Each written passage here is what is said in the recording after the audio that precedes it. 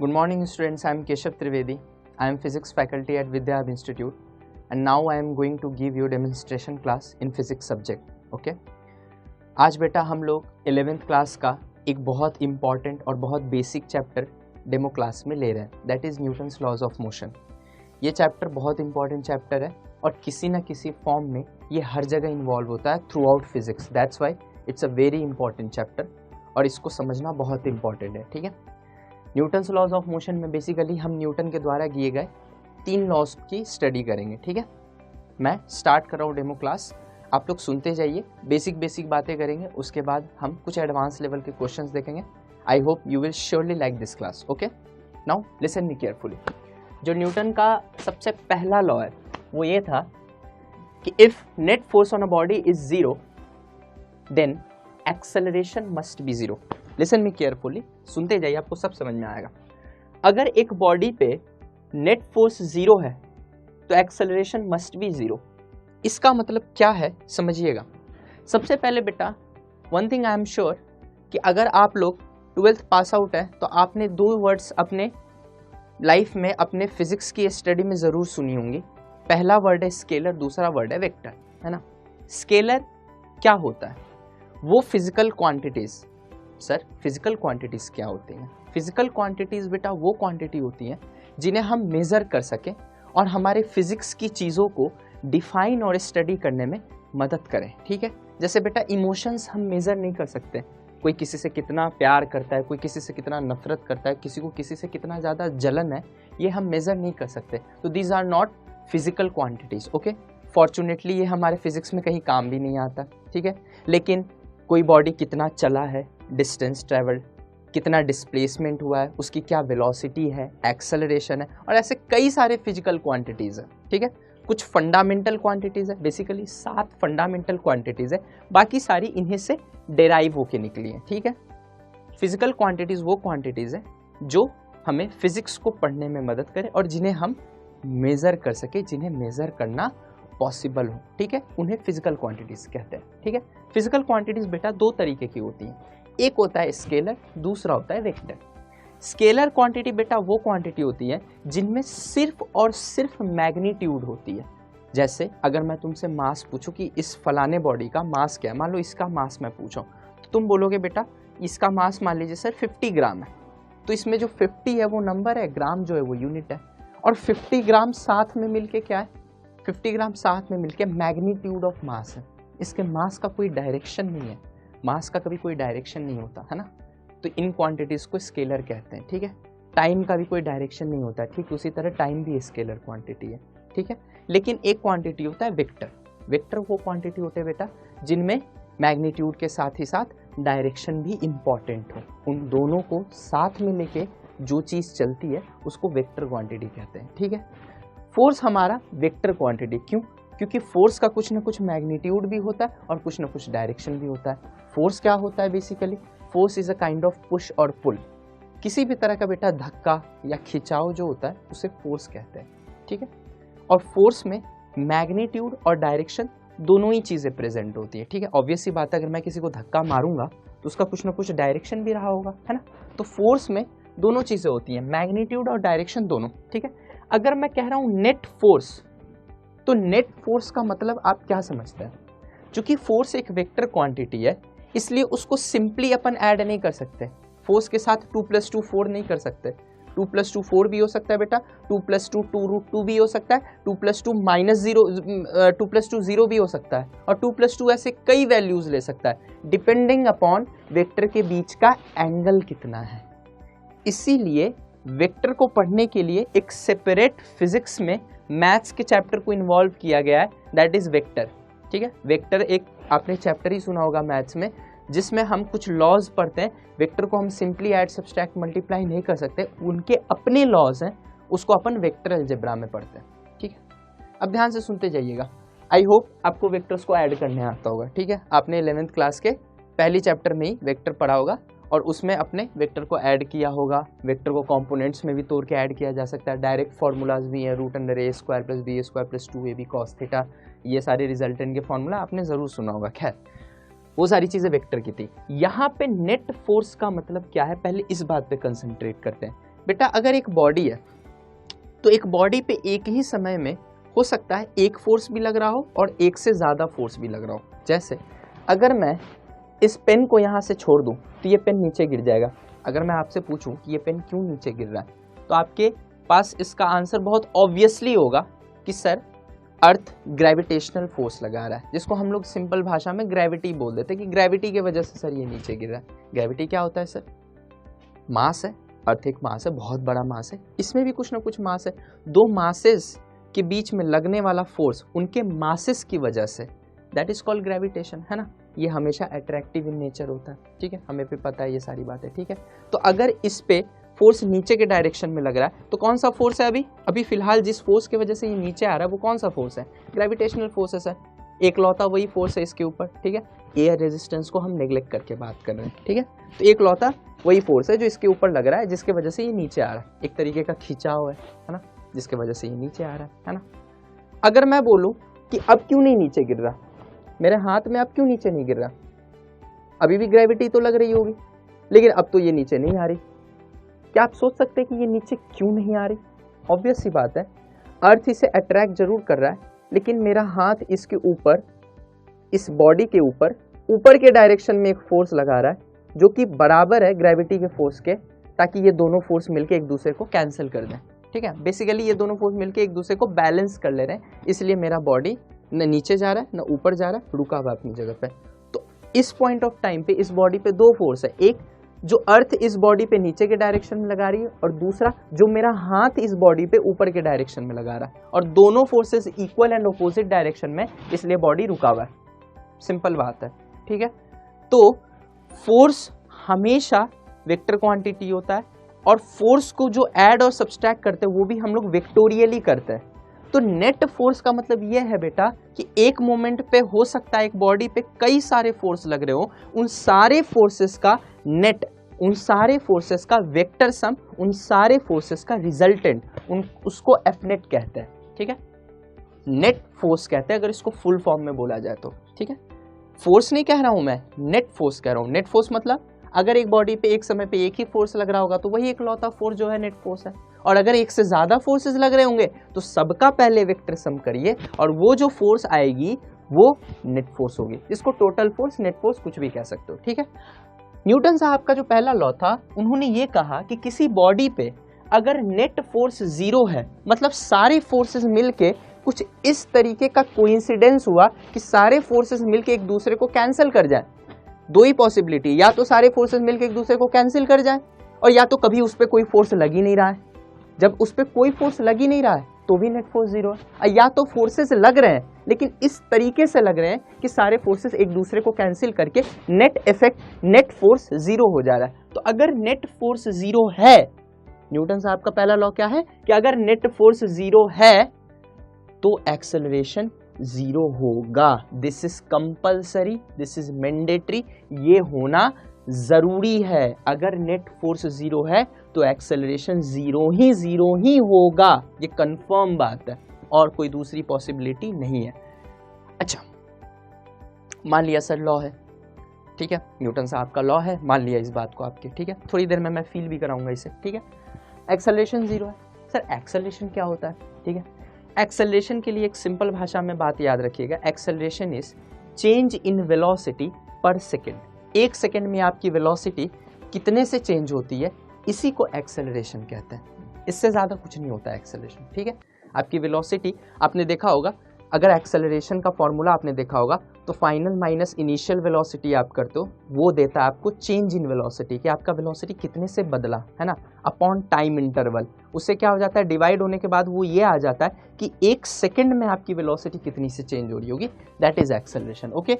तो उन्होंने ये बोला कि अगर नेट फोर्स जीरो तो एक्सेलरेशन जीरो होगा। अब एक्सेलरेशन क्या होता है भाई, तो change in velocity upon time interval, है ना, छोटा सा चेंज इन वेलोसिटी अपॉन छोटा सा टाइम इंटरवल। क्यों? क्योंकि यहाँ डी लिखा हुआ है, ठीक है। डी मतलब क्या होता है, इनफाइनाइटेसिमली स्मॉल, मतलब बहुत छोटा सा वेलोसिटी में चेंज अपॉन बहुत छोटा time interval gives you acceleration. ये इंस्टेंटेनियस डिफाइन किया इसलिए ऐसे। अगर यही एवरेज एक्सेलरेशन डिफाइन कर रहा होता तो ये हो सकता है एक बड़े टाइम इंटरवल में भी वह ले सकता था, तो ये delta we upon delta time होता बेटा, and that is average acceleration, and average acceleration is zero. चाहे एवरेज हो चाहे इंस्टेंटेनियस हो, अभी ये पॉइंट ऑफ डिस्कशन नहीं है।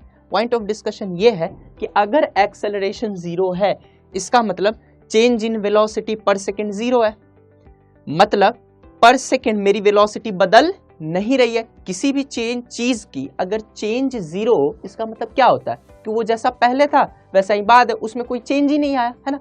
तो change in velocity per unit time अगर 0 है, इसका मतलब ये है कि मेरा वेलोसिटी बदल ही नहीं रही, चेंज इन वेलोसिटी 0 है ना। और अगर चेंज इन वेलोसिटी 0 है, इसका मतलब ये है कि मेरा वेलोसिटी कांस्टेंट है, मेरी वेलोसिटी कांस्टेंट है। कोई भी चीज अगर बदल नहीं रही है समय के साथ, यानी वो कांस्टेंट है, वो फिक्स है, उसमें कोई भी बदलाव नहीं आ रहा है, ठीक है।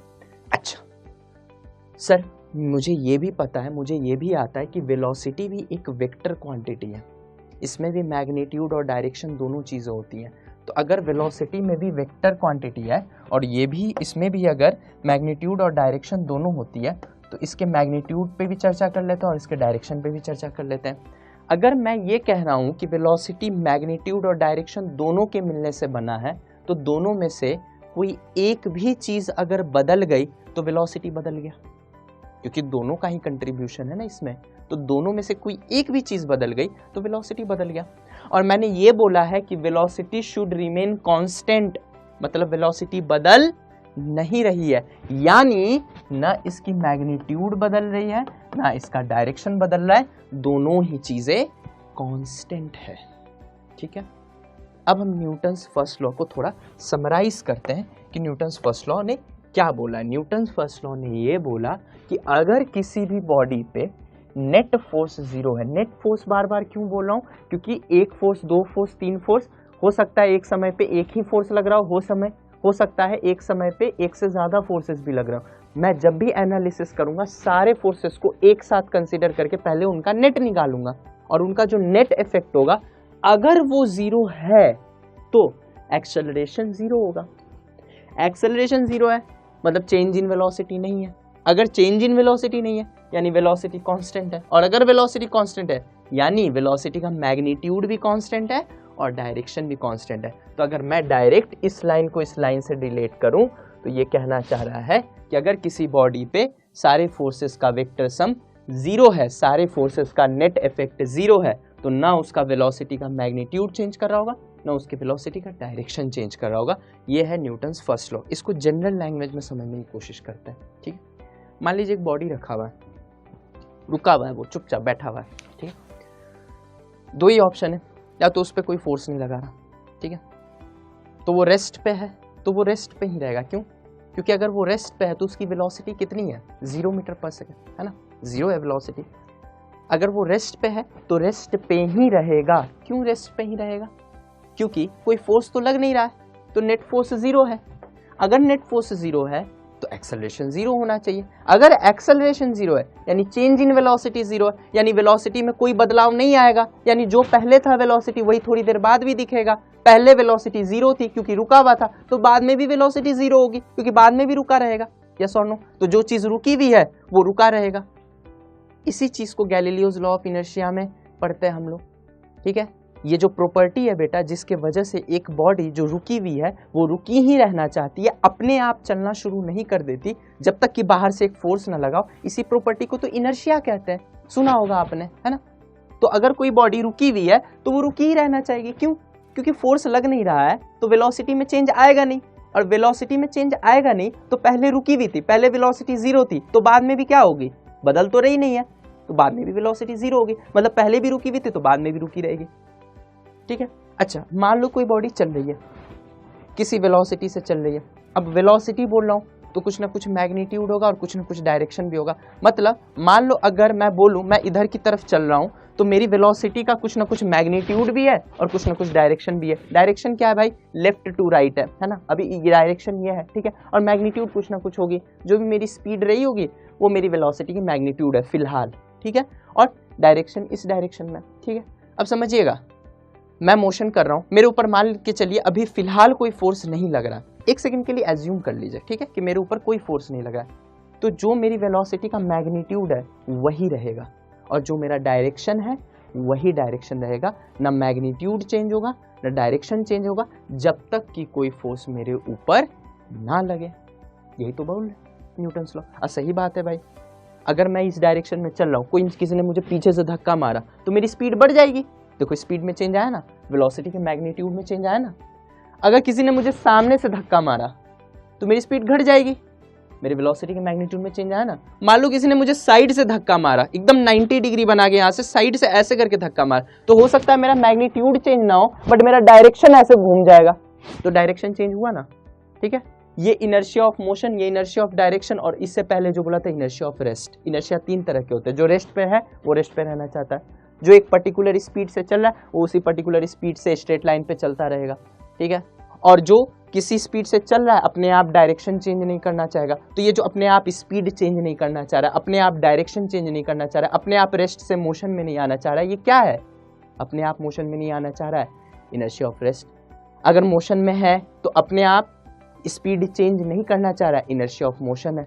किसी पर्टिकुलर डायरेक्शन में चल रहा है तो अपने आप डायरेक्शन चेंज नहीं करना चाह रहा है, इनर्शिया ऑफ डायरेक्शन है बेटा। ठीक है, और अगर आपको करवाना ही है, आपने ठान लिया कि मैं तो चेंज करवा के रहूंगा, तो उसके लिए एक फोर्स लगाना पड़ेगा, और अगर फोर्स 0 है तो अपने आप चेंज नहीं होने वाला है। यही तो गैलीलियो का लॉ है, यही न्यूटन्स लॉ है, दोनों चीजें कंप्लीटली रिलेटेड है। अभी जो मैं इनर्शिया बोल रहा हूँ यही है गैलीलियोज लॉ ऑफ इनर्शिया, और ये न्यूटन्स लॉ से पूरी तरीके से रिलेट हो गया कि अगर आपने एक बॉडी पे टोटल फोर्स, नेट फोर्स 0 है अगर आपका बॉडी पे, तो ना वेलोसिटी का मैग्नीट्यूड चेंज होगा ना वेलोसिटी की डायरेक्शन चेंज होगी, अपने आप कुछ नहीं होगा जब तक कि आप एक फोर्स नॉन जीरो फोर्स ना लगाओ बाहर से। समझ में आया? ठीक है, तो नेट फोर्स अगर 0 है, नेट एक्सटर्नल फोर्स अगर 0 है, तो वेलोसिटी का ना मैग्नीट्यूड चेंज होगा ना डायरेक्शन चेंज होगा, दोनों ही चीजें कांस्टेंट रहेंगी। और अगर आपको चेंज करना है तो net force, net external force आपको नॉन जीरो करना पड़ेगा। जैसे ही आपने net external force non zero कर दिया, बॉडी का मैग्नीट्यूड, बॉडी के वेलोसिटी का मैग्नीट्यूड भी चेंज होगा, डायरेक्शन भी चेंज होगा, दोनों में से कोई एक भी चेंज होगा, हो सकता है दोनों ही चेंज हो जाए, depending upon the various conditions that we will take on in chapter. Okay, चलिए सेकेंड लॉ पे आते हैं। ठीक है, फोर्स के बारे में हमें विजन एक क्लियर हो गया कि फोर्स एक तरह का धक्का है जो हमारे वेलोसिटी के मैग्नीट्यूड या डायरेक्शन या दोनों को ही चेंज कराता है, या तो ये या तो ये या दोनों, तीनों में से कोई एक कंडीशन होगा। ठीक है, फोर्स एक ऐसा धक्का है जो मेरे वेलोसिटी का मैग्नीट्यूड, डायरेक्शन या दोनों को चेंज कराता है। और अगर मेरा फोर्स नहीं है, अगर मेरा फोर्स नहीं है तो ना मैग्नीट्यूड चेंज होगा ना डायरेक्शन चेंज होगा।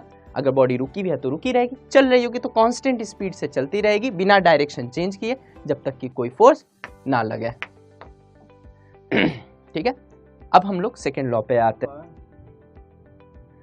अब आते हैं अपन सेकेंड लॉ पे। सेकेंड लॉ क्या कह रहा है?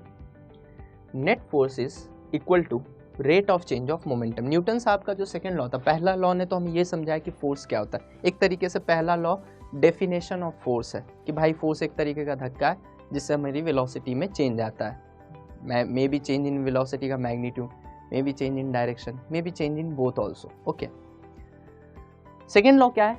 अब क्वेश्चन ये उठता है कि ठीक है, फोर्स के बारे में एक क्लैरिटी आ गई कि फोर्स होता क्या है, बट अगला क्वेश्चन क्या होगा कि कितना फोर्स लग रहा है। अब एक चीज समझिए, फोर्स समझ में तो आ गया है कि क्या चीज होती है, एक फेयर आइडिया हमें लग गया है, लेकिन हमें यह भी तो जानना जरूरी है, ऐसा तो है नहीं कि दुनिया की जितनी वस्तुएं हैं उन सब पे एक ही अमाउंट ऑफ फोर्स लग रहा है, ऐसा तो है नहीं। किसी बॉडी पे ज्यादा लग रहा है, किसी बॉडी पे कम लग रहा है, कारण भी अलग अलग है, किसी पे फोर्स का कारण कुछ और है, किसी पे फोर्स का कारण कुछ और है। ब्रॉडली ये 4 कैटेगरी में बांटे गए।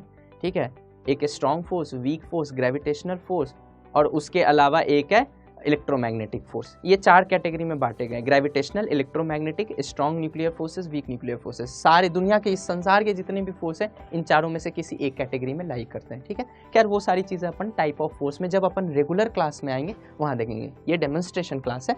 खैर हम अपने पॉइंट पे आते हैं। ठीक है, किसी भी बॉडी पे, कोई भी बॉडी आप उठा लो, ठीक है, उन सब पे जो फोर्स लग रहा है, सारे बॉडीज पे इक्वल अमाउंट ऑफ फोर्स लगा रहे हैं क्या? नहीं, कोई किसी पे ज्यादा फोर्स लगा रहा है, कोई किसी पे कम फोर्स लगा रहा है, फोर्स के कारण भी अलग अलग डिफरेंट टाइप ऑफ फोर्सेस है ना।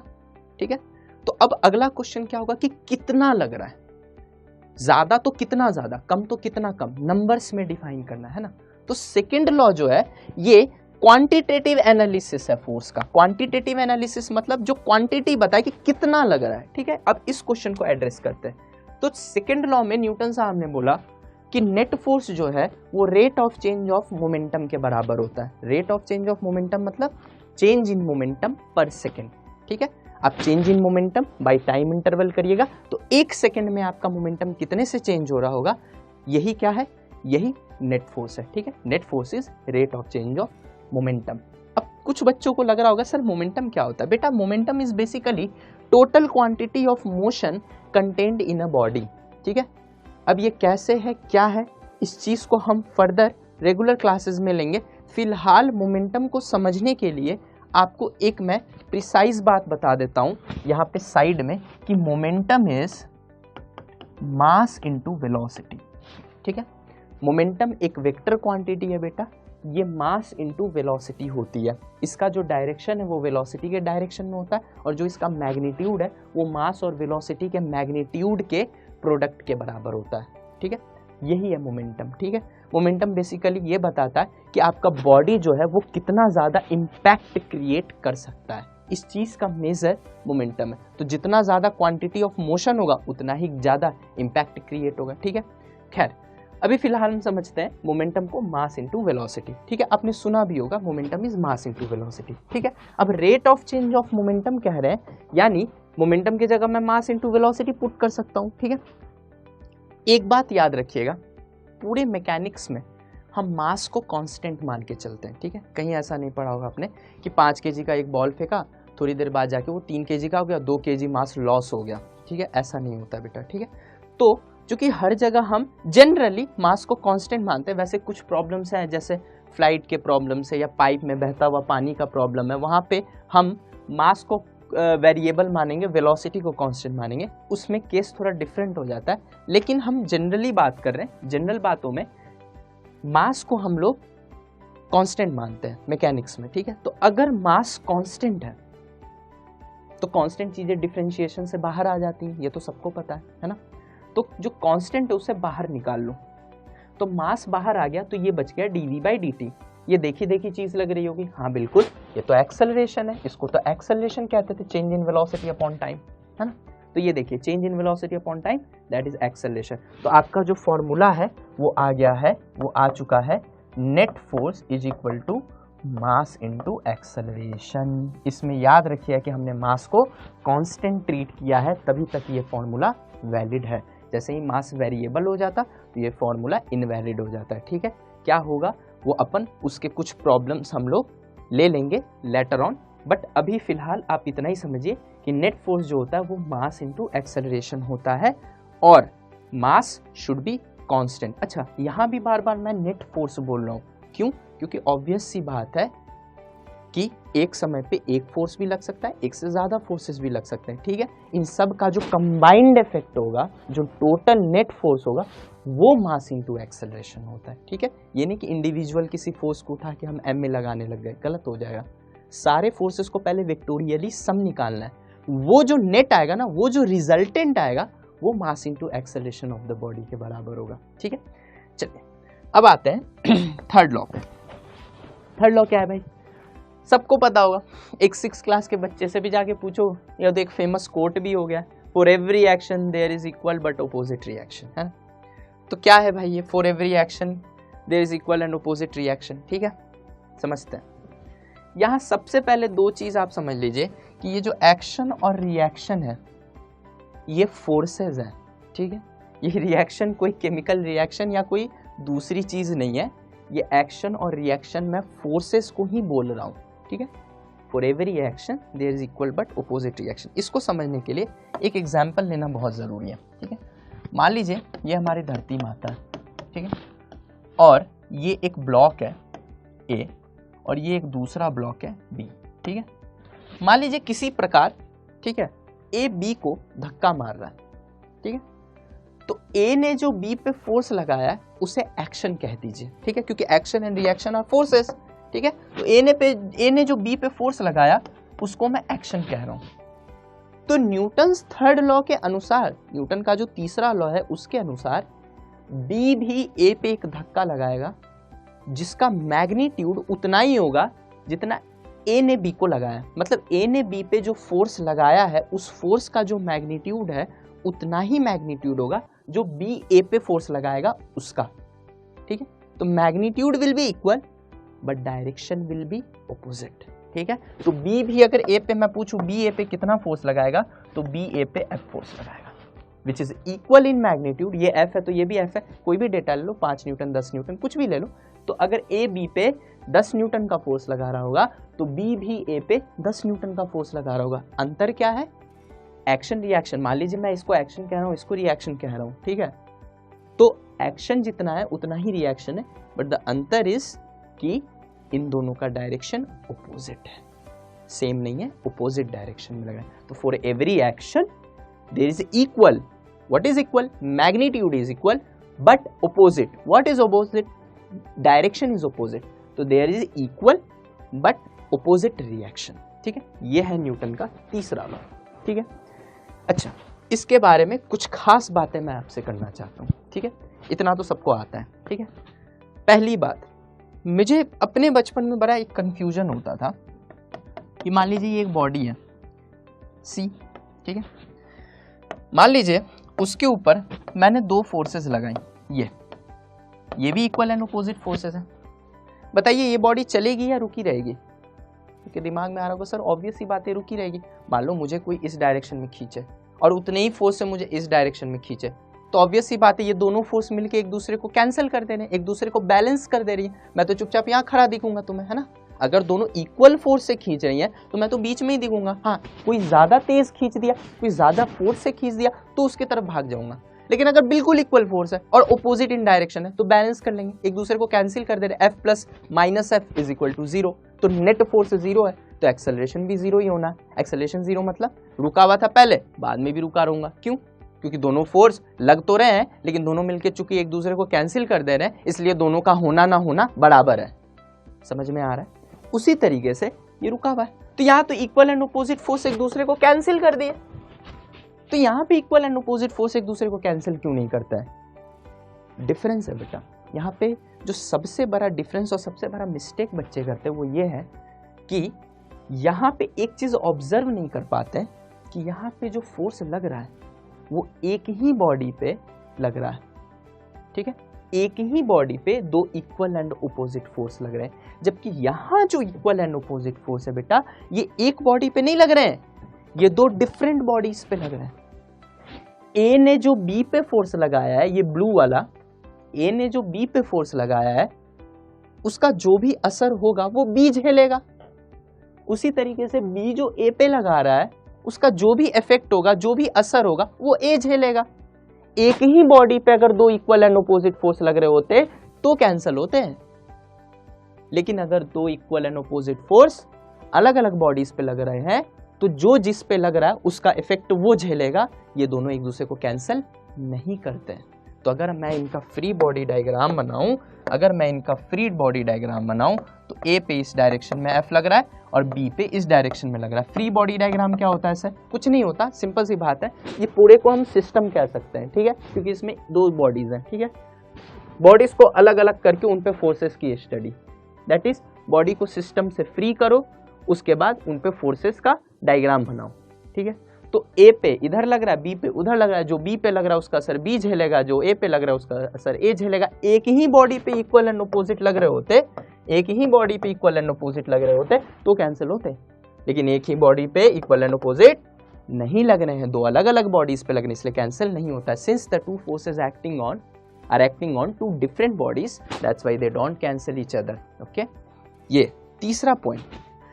कुछ बच्चों को मिसकंसेप्शन ये होता है कि सर पहले तो एक्शन आएगा फिर रिएक्शन आएगा, है ना। लॉ सुनने में भी कुछ ऐसा लग रहा है कि पहले एक्शन आया फिर रिएक्शन आया। गलत है। एक्शन और रिएक्शन बेटा साइमल्टेनियस इफेक्ट्स हैं, मतलब साइमल्टेनियसली अकर होते हैं। मतलब जैसे ही एक्शन आया वैसे ही रिएक्शन भी आ गया, जैसे ही एक्शन गया वैसे ही रिएक्शन भी गया। न एक मोमेंट पहले न एक मोमेंट बाद। दोनों का जन्म साथ साथ होता है, दोनों की मृत्यु भी साथ साथ होती है। कहने का मतलब यह है कि द मोमेंट आपने एक्शन लगाना शुरू किया था उसी समय से रिएक्शन लगना शुरू हो गया था। और द मोमेंट आपने रिएक्शन विड्रॉ किया उसी समय रिएक्शन खत्म हो गया। इनफैक्ट मैं तो ये कह रहा हूँ आप इन दोनों में से किसी को भी एक्शन और किसी को भी रिएक्शन बोल सकते हो, उस चीज़ की भी परमिशन है। क्यों? दोनों साथ साथ आते हो, साथ साथ जाते हैं। तो action and reaction are simultaneous in nature. एक और इम्पॉर्टेंट पॉइंट, ठीक है, जब मैं नेचर ऑफ फोर्सेस पढ़ा दूंगा कि कितने तरीके के फोर्सेस होते हैं, डिफरेंट टाइप्स ऑफ फोर्स, अभी बताया था मैंने ब्रॉडली 4 कैटेगरी में बांटा गया, ठीक है, तो उसमें मैं डिफरेंट नेचर ऑफ फोर्सेस तुम्हें बताऊंगा, ठीक है। एक बात हमेशा याद रखना कि एक्शन और रिएक्शन कभी डिफरेंट नेचर के नहीं हो सकते। वो उस टॉपिक की क्लैरिटी जब हम नेचर ऑफ फोर्सेस कर लेंगे तो आपको ज़्यादा आएगी, लेकिन फिलहाल अभी इस बात को दिमाग में डाल के रखिएगा कि कभी भी एक्शन रिएक्शन डिफरेंट नेचर के नहीं हो सकते, जब भी होंगे सेम नेचर के होंगे। जैसे ये नहीं हो सकता कि एक्शन जो है ग्रेविटेशनल इन नेचर है और रिएक्शन जो है इलेक्ट्रोमैग्नेटिक फोर्स इन नेचर है, ऐसा नहीं हो सकता बेटा, ठीक है। जब भी एक्शन और रिएक्शन होंगे दोनों सेम नेचर के होंगे, इस चीज़ को हमेशा याद रखिएगा, ठीक है। ये न्यूटन के 3 लॉ थे और इसके बाद अपन कुछ क्वेश्चंस करने जा रहे हैं, उस क्वेश्चंस को मैं ड्रॉ कर रहा हूँ।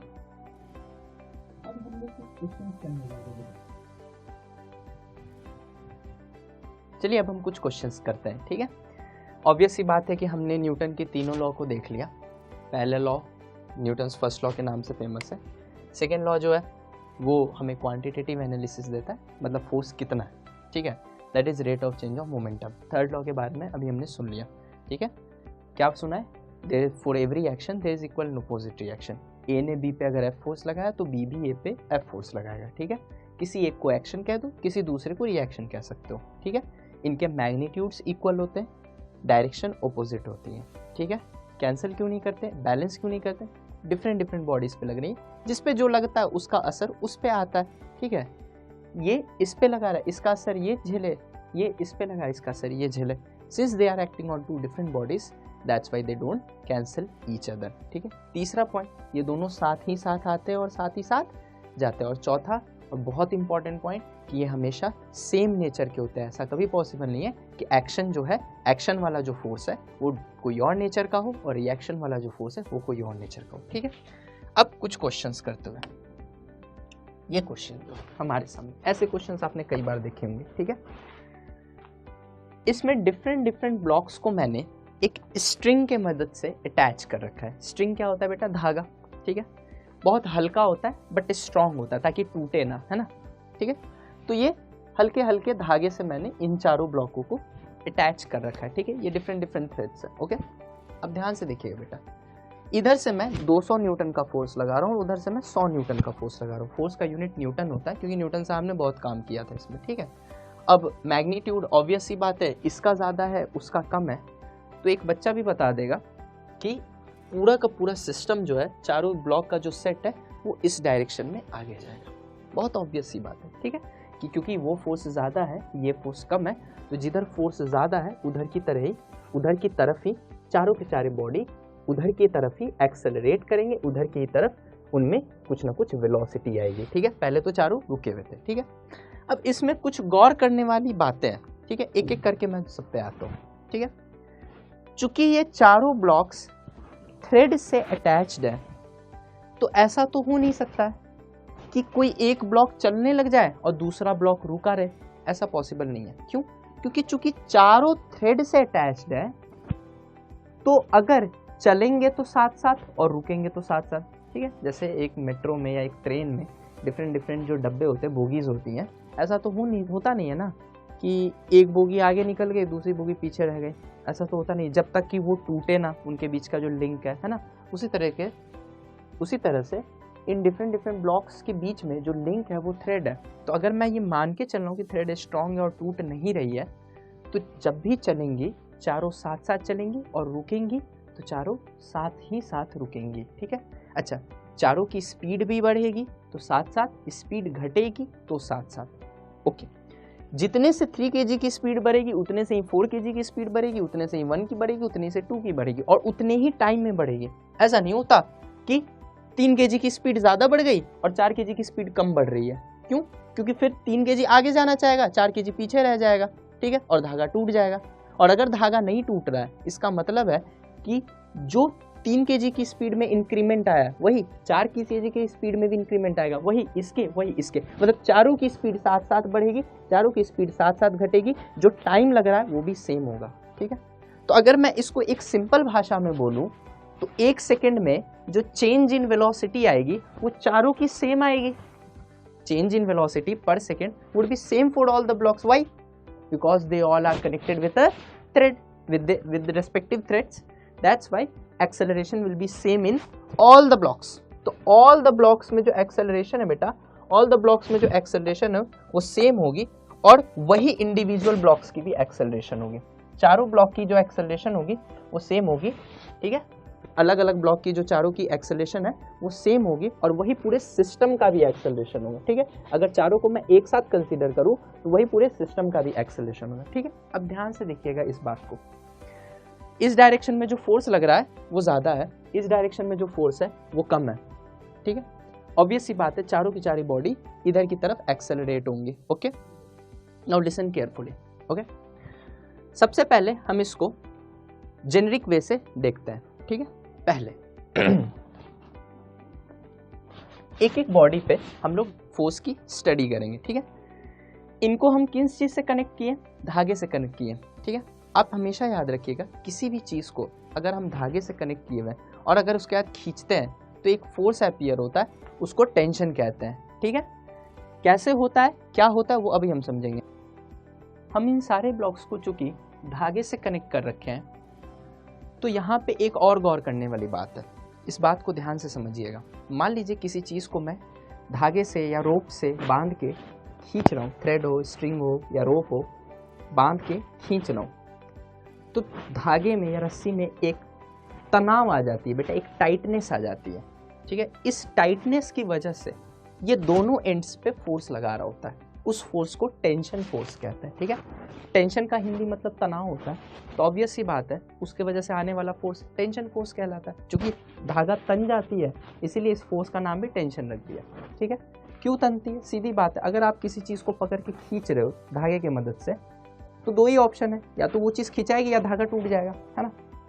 आप समझिएगा धागा को तनना क्यों पड़ता है, क्योंकि जैसे ही आपने फोर्स लगाना शुरू किया, एक एंड से धागा वहाँ बंधा हुआ और एक एंड को मैं पकड़ रखा हूँ।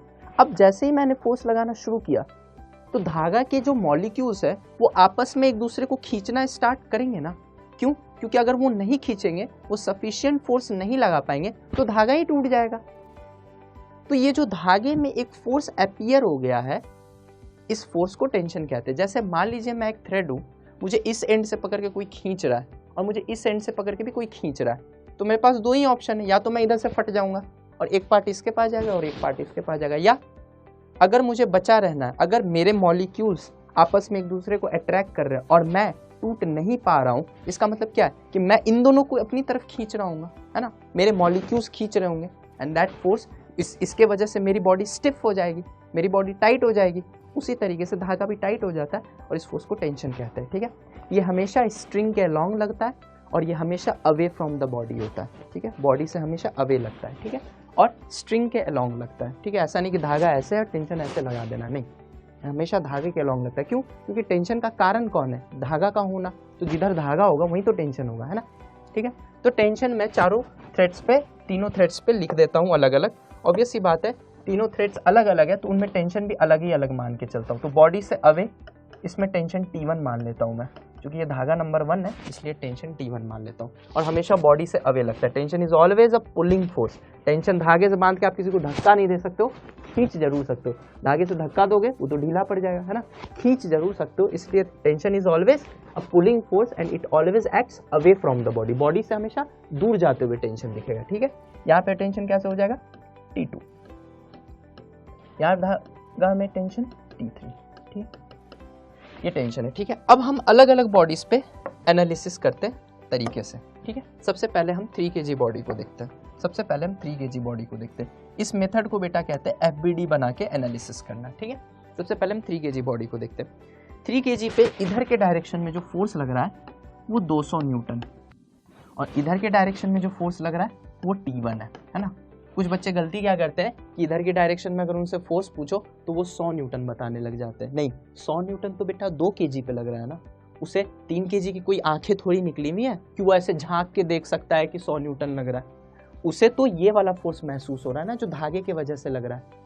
ये तो नॉन लिविंग थिंग है भाई, ये कोई खड़ा हो गया ऐसे थोड़ी देख लेगा कि सबसे उधर जो फोर्स लग रहा है वो 100 न्यूटन लग रहा है। उसको थोड़ी पता है, उसको जो महसूस हो रहा है वो तो वही फील करेगा ना, और वही इफेक्ट करेगा उसके मोशन को, है ना। उधर से 200 लग रहा है, इधर से क्या लग रहा है, T1 लग रहा है। किसके वजह से लग रहा है, थ्रेड के वजह से लग रहा है। अब वो T1 क्यों आया, T2 क्यों आया, T3 क्यों आया, उससे मुझे मतलब नहीं है। जिस बॉडी को देख रहे हो उसको सिस्टम से फ्री करो और उस पे जो फोर्सेस लग रहे हैं उसकी एनालिसिस करो। इधर से लग रहा है 200 न्यूटन, इधर से लग रहा है T1, ठीक है। ऑब्वियस सी बात है, चूंकि पूरा सिस्टम इधर जा रहा है तो 3 kg भी इधर जा रहा है, सारी बॉडीज इधर जा रहे हैं, ठीक है। तो ऑब्वियस सी बात है 200 बड़ा होगा, T1 छोटा होगा, ठीक है। एक्सेलरेशन किधर की तरफ होगा, इधर की तरफ होगा। ए एक्सेलरेशन होगा, पहले ही मान के चल रहे हैं कि चारों की एक्सेलरेशन सेम है। मानना क्या है, ऑब्वियस है ना। तो चारों की एक्सेलरेशन सेम है, वही सिस्टम की एक्सेलरेशन और उसकी वैल्यू ए मान के चल रहे हैं, ठीक है। हमने एक फॉर्मूला पढ़ा था, net force is equal to mass into acceleration. Force नहीं, नेट फोर्स, ठीक है। इस बॉडी पे 2 फोर्स लग रहा है, एक 200 एक T1। अगर मुझसे कोई नेट पूछता है तो मैं बड़े वाले में से छोटे वाले को घटा दूंगा। क्यों, मैग्नीट्यूड अलग अलग है, डायरेक्शन अपोजिट है। तो डायरेक्शन अपोजिट है तो बड़े वाले में से छोटे वाले को घटा दो, एक को प्लस मानोगे तो दूसरा वाला माइनस हो जाएगा, है ना। डायरेक्शन अपोजिट है ना, ठीक है। तो 200 माइनस T1, ठीक है, 200 माइनस T1, ठीक है। नेट फोर्स ये आ गया and that is equal to mass into acceleration 3a, ठीक है। उसी तरीके से करके अगर मैं 4 kg पे FBD लिखूं तो ध्यान से देखिए, अब बार बार अलग करने की जरूरत नहीं है। 4 kg को आप देखिए तो इधर और इधर इग्नोर कर दीजिए, सिर्फ 4 kg को देखिए तो इधर T1 लग रहा है और इधर T2 लग रहा है। ऑब्वियस सी बात है, T1 बड़ा होगा तभी तो 4 kg इधर की तरफ जा रहा है। तो T1 माइनस T2 होगा नेट फोर्स। तो जो दूसरा होगा वो होगा T1 minus T2, T1 minus T2 is equal to mass into acceleration. आप अलग से भी करके कर सकते थे, ठीक। अगर मैं 1 kg को देखो तो इधर इग्नोर कर दो और इधर इग्नोर कर दो, सिर्फ 1 kg को देखो, 1 kg को अलग लाओ। इधर T2 लग रहा है, इधर T3 लग रहा है, ठीक है। तो नेट फोर्स हो जाएगा T2 minus T3। Y, obvious सी बात है, T2 बड़ा होगा तभी तो इधर जा रहा है and that is equal to mass into acceleration, mass into acceleration, ठीक है। अब मैं 2 kg को देखता हूँ, सिर्फ 2 kg को देखो, उधर इग्नोर कर दो, ठीक है। T3 इधर, 100 इधर, T3 बड़ा होगा तभी इधर जा रहा है। तो क्या है, T3 minus 100 is equal to mass into acceleration, that is 2a, है ना। अगर बेटा आप ध्यान से इसको देखिएगा तो आप ऑब्जर्व कर पाइएगा, अगर मैं इन चारों इक्वेशन को जोड़ दूं तो आपको सीधा सीधा कुछ कंक्लूजन्स दिख रहे होंगे। माइनस T1 से प्लस T1 कैंसिल, ये माइनस से ही प्लस साइन है। माइनस T2 से plus T2 cancel, minus T3 से प्लस T3 कैंसिल, और 200 है minus 100, 200 minus 100 is equal to 4 3 7 8 8 9 10 10 है, ठीक है। और ये आ गया 100, ठीक है। अगर 10 है इक्वल टू 100 दे तो ए की वैल्यू क्या आ जाएगी, 100/10, तो ये आ गया 10 मीटर पर सेकेंड स्क्वायर, ठीक है। ये आपकी एक्सेलरेशन आ चुकी है बेटा, ठीक है। फेयर एनफ, है ना, बहुत आराम से आ सकता है इसको कैलकुलेट करके। अब मेरे से आगे कोई पूछे भैया टेंशन बता दो, अब एक्सेलरेशन तो बता दियो, तो क्या करेंगे, एक्सेलरेशन की वैल्यूज रखेंगे, सबसे पहले इसमें डालिए, ठीक है। तो क्या है बेटा, देखिए हम यहीं पे कैलकुलेट करने की कोशिश करते हैं, ठीक, बहुत आसानी से कैलकुलेट किया जा सकता है। 10 को जैसे ही मैं यहाँ रखूंगा 3 × 10 30 हो जाएगा। यहाँ पे प्लस 30 है, यहाँ पे माइनस T1 है। माइनस T1 जब इधर आएगा तो प्लस T1 बनेगा, और प्लस 30 जब उधर जाएगा तो माइनस 30 बनेगा। तो 200 माइनस 30 ये 170 आ जाएगा and that is equal two plus T1, है ना।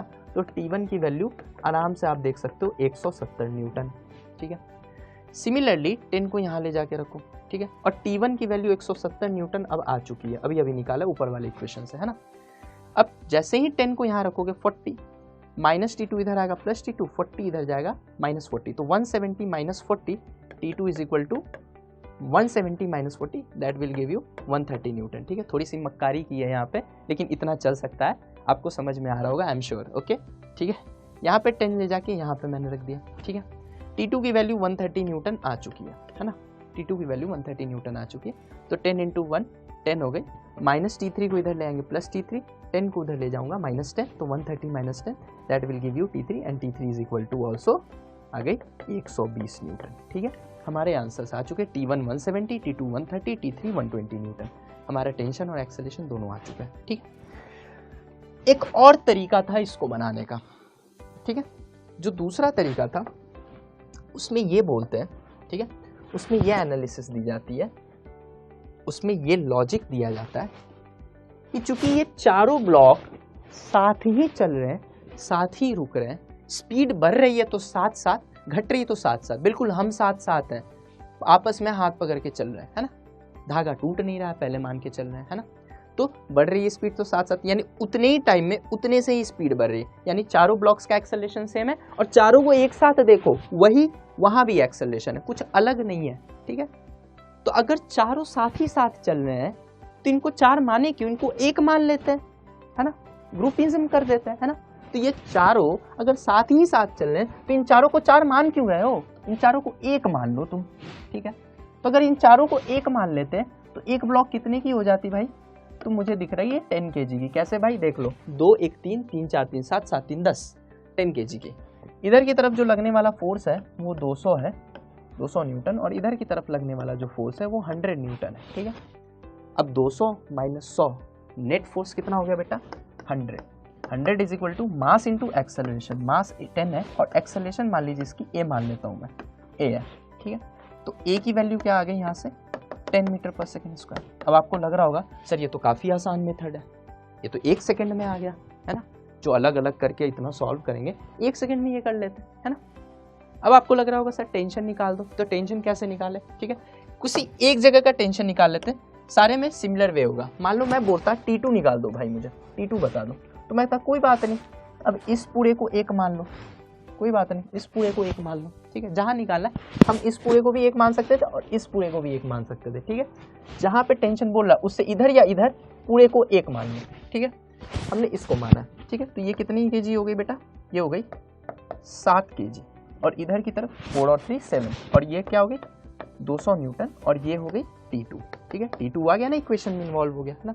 एक्सेलरेशन हम पहले से निकाल के बैठे हुए, 10 मीटर पर सेकेंड स्क्वायर, अभी अभी देखो यहाँ पे, है ना, पहले से निकाल के बैठे हुए, और इधर की तरफ होगा एक्सेलरेशन, है ना, 10 मीटर पर सेकेंड स्क्वायर। ये 7 kg भी तो इसी 10 kg का पार्ट होगा, है ना, समझ में आया। तो उस तरह से एक्सेलरेशन हमें पहले पता है। अब इक्वेशन लिखते हैं, तो 200 बार होगा T2 से, तभी इधर की तरफ एक्सेलरेशन है, जिधर फोर्स ज़्यादा उधर ही की तरफ तो स्पीड बढ़ेगी, है ना। तो 200 बार होगा T2 से, तो नेट फोर्स अगर बोले कोई तो 200 minus T2, 200 minus T2 is equal to mass into acceleration, तो 7 इंटू 10, ठीक है।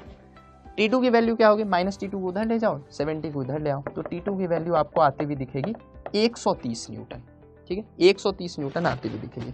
क्या T2 की वैल्यू हमने सही निकाला, बिल्कुल सही निकाला, यहाँ पे भी आंसर 130 न्यूटन थी, वेरीफाई हो गई, है ना। तो इसमें बेटा एक प्रॉब्लम है इस मेथड में, एक्सेलरेशन तो एक लाइन में आ जाता है, वो तो बहुत आसान है पूरे को एक मानने में, लेकिन अगर टेंशन निकालना हो तो फिर मुझे इक्वेशंस लिखनी पड़ रही है, इसमें भी इक्वेशन लिखनी पड़ रही है, इसमें तो थी, इसमें भी इक्वेशन लिखनी पड़ी। वैसे ही अगर यहाँ T3 निकालना होता तो इस पूरे को एक मानते या इसको एक मानते, ठीक है। वैसे T1 था तो इस पूरे को एक मानते या इसको एक मानते, कर करके ऐसे 8-9 ब्लॉक और होते, तो जहाँ पे भी निकालने को बोला उससे इधर या उधर को पूरा एक मानते, फिर इक्वेशन लिखते, फिर आता है, ठीक है। इसको अब मैं एक अपने तरीके से करा रहा हूँ, थोड़ा फनी ज़रूर है, लेकिन ध्यान से सुनिएगा, मज़ा बहुत आएगा। और अगर इस मेथड को आप समझ गए तो आप सारे क्वेश्चंस को ओरली कर सकते, इस बात की गारंटी है, ठीक है। ये सारे मेथड हटा के अब मैं कुछ आपको अलग सिखाने जा रहा हूँ, ध्यान से सुनना मेरी बातें, ध्यान से। इसी क्वेश्चन को मैं अब अपने मेथड से करके दिखाता हूँ, और मैं एक कॉमन इंक यूज कर लेता हूँ। मैं जो इंक का कलर यूज कर रहा हूँ येलो, ठीक है। ध्यान से सुनिए, ध्यान से देखिए बच्चों, इसको मैं अपने मेथड से करके दिखाता हूँ, ठीक है। थोड़ा सा फनी है, शुरू में आपको थोड़ा अटपटा जरूर लगेगा, लेकिन फिर आपको मजा बहुत आएगा, एक तरीके से ट्रिक कह लीजिए आप इसे, ठीक।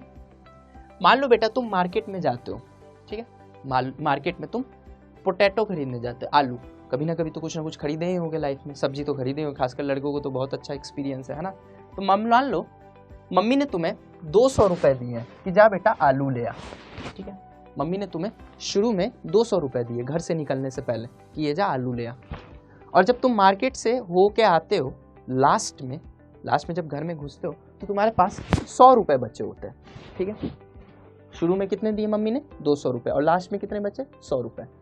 तो अगर तुमसे कोई पूछे कि बेटा तुमने कितने की शॉपिंग की है, तो तुम क्या बोलोगे, 200 रुपए लेके आया था, 100 रुपए लेके आया हूँ, मतलब 100 रुपए खर्च किए मैंने, है ना। तो शॉपिंग 100 रुपये की हुई है, ठीक है। तो शॉपिंग हुई है 100 रुपये की, लिख लेते हैं एक जगह बेटा, शॉपिंग हुई है 100 रुपये की। अच्छा, टोटल तुमने कितने केजी आलू खरीदे, अब ये बताओ। तुम्हारे लिए ब्लॉक्स होंगे, मेरे लिए पोटैटोज है ना, डिफरेंट डिफरेंट झोले में, डिफरेंट डिफरेंट पैकेट में पोटैटो है मेरे लिए, ठीक है। अब देखना 3 4 3 7 7 1 8 8 9 10, टोटल 10 केजी पोटैटो तुमने खरीदे हैं, ठीक है ना। शुरू में गए थे 200 रुपये लेके, मार्केट में घूमे, लास्ट में घर पे वापस आए, 200 रुपये लेके गए थे, 100 रुपये लास्ट में बचे, खर्च हुए हैं 100 रुपये। 100 रुपये में कुल मार्केट में आपने 10 केजी पोटैटो खरीदा। तो 1 केजी पोटैटो कितने का होगा बेटा, 1 केजी पोटैटो कितने का होगा, 10 रुपये का। यहाँ से देखो, यही तुम्हारा एक्सेलरेशन है, यही तुम्हारा एक्सेलरेशन है 10। सर वो तो ऐसे भी आ जा रहा था, अलग से सिखाने की क्या ज़रूरत थी, समझ में आएगा, 2 मिनट पेशेंस रखिए, ठीक है। अच्छा, 10 रुपये क्या था, 1 केजी पोटैटो का दाम ही तो था। 100 रुपये में 10 केजी, तो 1 केजी पोटैटो 10 रुपये में। अच्छा, ऐसा इंडिया में कोई लॉ तो है नहीं कि पोटैटो जब भी लेना है एक ही दुकान से लेना है ना। तुम्हारी मर्जी है, जहाँ से जितना मर्जी करे उतना लो, अलग अलग दुकान से अलग अलग क्वांटिटी लो, तुम्हारी मर्जी है, कंप्लीट इंडिपेंडेंस है तुम्हें, है ना। ध्यान से देखिएगा, 10 रुपये का 1 केजी पोटैटो आता है। 200 रुपये लेके मैं चला था, पहली दुकान से मैंने 3 केजी खरीदा। 1 केजी आता है 10 रुपये का, तो 3 केजी कितने का आएगा बेटा, 1 केजी 10 रुपये का, तो 3 केजी 30 रुपये का। 200 रुपये लेके चला था, 30 रुपये खर्च हो गए क्योंकि 3 केजी पोटैटो लिया। तो बताओ यहाँ पे कितना बचा होगा, 170 रुपये बचे होंगे, बोलो। अब 170 रुपये लेके चल रहे थे, अगले दुकान से कितना खरीदा, 4 केजी। 1 केजी 10 रुपये का था, तो 4 केजी 40 रुपये का, तो 40 रुपये और खर्च हो गए होंगे। तो अगली बार जब 4 केजी पोटैटो खरीद के जब यहाँ पहुंचे, अगली दुकान में पहुंचने वाले, उससे पहले कितने रुपए बचे, 170 रुपये था, 1 केजी 10 रुपये का था, 4 केजी 40 रुपये का, तो 40 रुपये और घट गए। तो कितने बचे यहाँ पे कितने बचे होंगे आपके पास, 130 रुपये, ठीक है। अगले दुकान से 1 केजी पोटैटो ही खरीदा, नहीं समझ में आ रहा था, नहीं अच्छा लग रहा था, गंदा पोटैटो रखा, 1 ही केजी चुन पाए, ठीक है। 1 केजी पोटैटो 10 रुपये का आता है, तो कितने बचे होंगे यहाँ पे अब, 120 रुपये, ठीक है। और अगले दुकान से 2 केजी पोटैटो खरीदा, ठीक है, लास्ट दुकान है ये, तो 2 केजी पोटैटो का दाम 20 रुपये, क्योंकि 1 का 10 था, है ना। तो 20 रुपये खर्च हो गए, तो बचे लास्ट में 100 रुपये। और जितने बच रहे हैं, क्या उतने ही तुम लेके आए हो, अगर जितने बच रहे हैं उतने ही तुम लेके आए हो, कहने का मतलब जितना फोर्स यहाँ आ रहा है उतना ही अगर लास्ट में बचा है, यानी आपने बीच में जो कुछ भी किया है वो बिल्कुल ठीक है। ये एक तरीके से क्रॉस चेक करने का तरीका है, क्रॉस चेक करने का तरीका। अगर ये अनइक्वल होता मतलब बीच में आपने कहीं गलत किया है, कहीं ज़्यादा या कम पैसे दे के आए हो, ठीक है। कहने का मतलब ये है कि बीच में कैलकुलेशन मिस्टेक की है कहीं, तो आप फिर से चेक कर सकते हो, इसमें आप चेक करने की भी सुविधा है, ठीक है। और ध्यान से देखिए बेटा, ये जो पैसे बच रहे हैं ये और कुछ नहीं है, ये आपके टेंशन ही है। 170 T1 की जगह 170, T2 की जगह 130 और T3 की जगह 120। You can solve the questions orally without drawing any everyday, ठीक। अब इसी मेथड से हम कुछ और क्वेश्चंस भी करते हैं, ठीक है। ध्यान से देखिएगा, ये क्वेश्चन एक बहुत ट्रेंडी क्वेश्चन है, स्कूल के भी एग्जाम्स में आती है, 4-5 नंबर का, ठीक है, और मेडिकल एग्जाम्स में भी आ चुकी है, ठीक है, जेई में भी है शायद, ठीक है। तो ये क्वेश्चन को अपन देखते हैं, ठीक है। इस क्वेश्चन में कैसे किया जाता है, 6 kg 3 kg पे मान लो एक नॉर्मल फोर्स लगा रही हो। नॉर्मल कौन सा फोर्स होता है, जब 2 सरफेस टच में हो ना बेटा, तो टच में होने की वजह से जो धक्का लगता है, जो फोर्स लगता है, वो जो फोर्स है वो सरफेस के परपेंडिकुलर लगता है। मान लो मैं किसी को ऐसे जाके धक्का दे रहा हूँ, तो जो सरफेस टच में हो तो ये है, लेकिन जो फोर्स लग रहा है वो इसके परपेंडिकुलर लग रहा है 90 डिग्री। 90 डिग्री मतलब नॉर्मल, है ना, नॉर्मल, ऑर्थोगोनल, परपेंडिकुलर, ये डिफरेंट नाम है उसके, ठीक है। तो नॉर्मल फोर्स क्यों कहते हैं, क्योंकि ये सरफेस पे नॉर्मल होता है, 90 डिग्री होता है, ठीक है।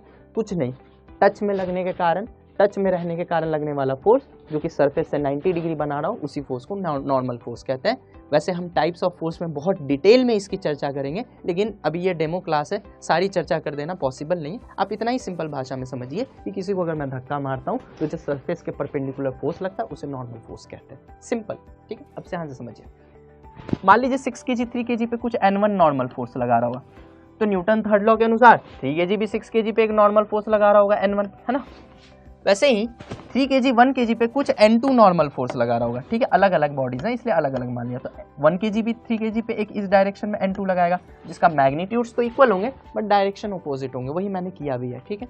अब इस पे भी लोग फ्री बॉडी डायग्राम 6 kg पे 100 और N1, ठीक है। फिर 3 kg पे N1 N2, फिर 1 kg पे N2 और 50 न्यूटन, ऐसे करके FBD लिख के कैलकुलेशन करके एक्सेलरेशन निकाला, फिर N1 निकाला, फिर N2 निकाला, पुट करके जैसे T1 T2 था वहाँ T1 T2 था, यहाँ N1 N2 है, बस इतना ही अंतर है, करके पूरा कैलकुलेशन किया। ठीक है, उसके बाद N1 N2 एक्सेलरेशन, ये सारी चीज़ें पूछी जाती हैं। ठीक है, पूछा जाता है, मान लो इसको नाम A दे दिए, इसका नाम B दे दिया, तो पूछते हैं what amount of force A is putting on B, B A पे कितना लगा रहा है, A B पे कितना लगा रहा है, B C पे कितना लगा रहा है, C B पे कितना लगा रहा है, ऐसे करके डिफरेंट क्वेश्चन बनते हैं। कुछ नहीं, N1 N2 की वैल्यूज पूछ रहा है वो, है ना, वही तो फोर्स है जो लगा रहा है ना।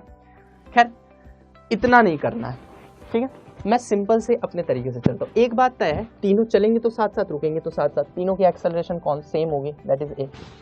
ठीक है, यहाँ पे वो धागा से जुड़े हुए थे, यहाँ सरफेस से जुड़े हुए, सरफेस टच में, है ना, और अलग भी नहीं हो रहे। ठीक है, अब इसको मैं अपने मेथड से करता हूँ, ध्यान से देखिएगा। मम्मी ने कितने दिए, 100 रुपए, लास्ट में कितने बचे, 50 रुपए, टोटल खर्च कितने हुए, 50 रुपए, पहले 50 रुपए लिख देता हूँ। 50 रुपए में कितना केजी आलू, तुम्हारे लिए ब्लॉक है, मेरे लिए तो आलू है, 6 3 9 1 10 केजी आलू है भाई टोटल। ठीक है, 50 को मैं 10 से डिवाइड कर देता हूँ। ठीक है, तो ये एक्सेलरेशन आ गया 5 मीटर पर सेकेंड स्क्वायर।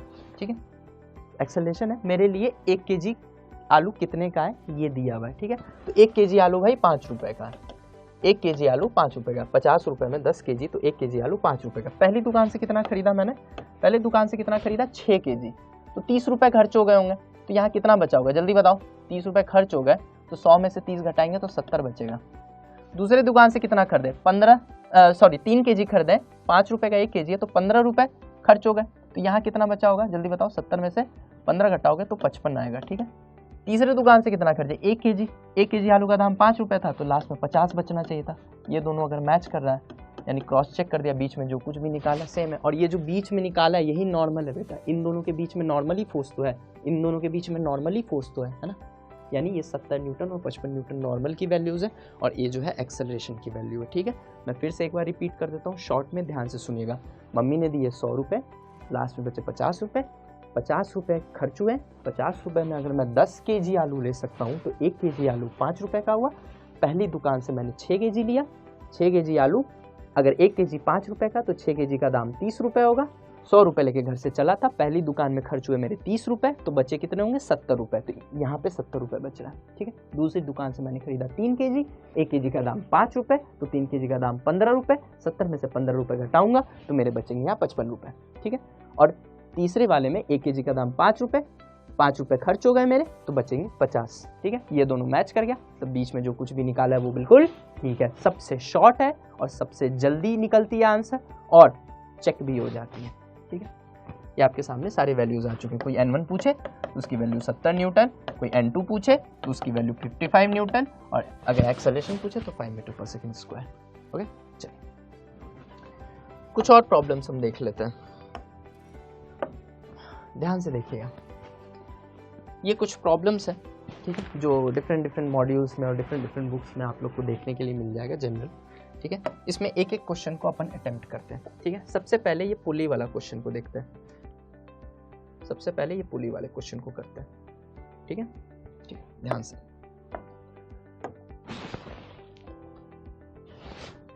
एक चीज समझना, कोई भी बॉडी हो, कोई भी बॉडी, उसको अर्थ अपनी तरफ अट्रैक्ट करती है, और उस फोर्स को फोर्स ऑफ ग्रेविटेशन कहते हैं, या ग्रेविटेशनल फोर्स कहते हैं। ठीक है, हिंदी में उसको कहते हैं गुरुत्वाकर्षण बल। ठीक है, उस वजह से कोई भी बॉडी नीचे की तरफ जाती है, ये कॉमन सी बात है, ये सबको पता है लगभग। ठीक है, अगर कोई तुमसे पूछे कि वो फोर्स कितना है, तो उसकी वैल्यू होती है mg। जी क्या है बेटा, एक्सेलरेशन ड्यू टू ग्रेविटी, इसकी वैल्यू 9.8 होती है। कैलकुलेशन में इजी हो इसलिए हम 10 मान लेते हैं। ठीक है, अभी भी हम 10 मान के ही चलेंगे, कैलकुलेशन इजी हो जाता है इससे। ठीक है, तो फोर्स जिससे किसी ऑब्जेक्ट को अर्थ अपनी तरफ अट्रैक्ट करे वो mg के बराबर होता है, जहाँ m मास है और g acceleration due to gravity, और इन दोनों का प्रोडक्ट कर दो तो वो फोर्स आ जाता है। और उस फोर्स का एक खास नाम है बेटा, और उस फोर्स का जो नाम है वो है वेट। जनरल लैंग्वेज में अगर आपसे कोई पूछ देता है आपका वेट कितना है, तो आप बोल देते हो 70 kg। बेटा वो तो मास है ना तुम्हारा, वो वेट नहीं है। वेट का मतलब होता है कि आपको अर्थ कितने फोर्स से अट्रैक्ट कर रहा है अपने तरफ। वेट एक फोर्स है और फोर्स का यूनिट न्यूटन होता है। तो आपको अपने मास में 10 मल्टीप्लाई करके या 9.8 जो कि एक्सेलरेशन ड्यू टू ग्रेविटी की वैल्यू है वो मल्टीप्लाई करके बताना चाहिए and that is your weight. Okay, तो अगर कोई मुझसे पूछे कि 6 kg को अर्थ अपनी तरफ कितने फोर्स से अट्रैक्ट कर रहा है, तो मैं बोलूँगा 6 × g यानी 60 न्यूटन, है ना, 10 मान के चल रहा हूँ मैं वैल्यू, ठीक है, mg, ठीक है। अगर कोई मुझसे पूछे 2 kg को कितने फोर्स से कर रहा है, तो मैं बोलूँगा 20 न्यूटन, ठीक है। अब जेनरिक मेथड क्या है, यहाँ पे टी लोग कर देते हैं, क्यों? क्योंकि उनका सिंपल सा फंडा है कि 6 kg है 2 kg है, दोनों धागे से लटके में इस पुली पे, तो ऑब्वियस सी बात है धागे में कुछ ना कुछ तनाव तो आ गया होगा, टाइटनेस तो आ गई होगी, तो धागा भी टेंशन फोर्स लगा रहा होगा, ठीक है। अच्छा, ये टेंशन हमेशा अवे फ्रॉम द बॉडी लगती है, पुलिंग फोर्स होता है हमेशा, ठीक है। पुलिंग मतलब खींचने वाला, कोई धक्का नहीं देगा, खींचेगा हमेशा, इसीलिए हमेशा अवे फ्रॉम द बॉडी दिखता है ना, कभी टुवर्ड्स द बॉडी नहीं दिखेगा, हमेशा अवे फ्रॉम द बॉडी, ठीक है।